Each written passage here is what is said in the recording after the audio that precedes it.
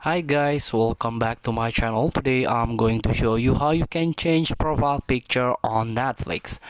So as you can see, I do have two accounts, the regular account, normal account, and kids account. In order to change the profile picture, you can tap pencil icon at the top of your screen and tap profile that you want to change the profile picture. Here you can tap again your profile picture. You can choose the icon or profile picture here. So there are some categories: the classics, history, from movies and TV series, Bridgerton, Umbrella Academy, Money Heist, and so on.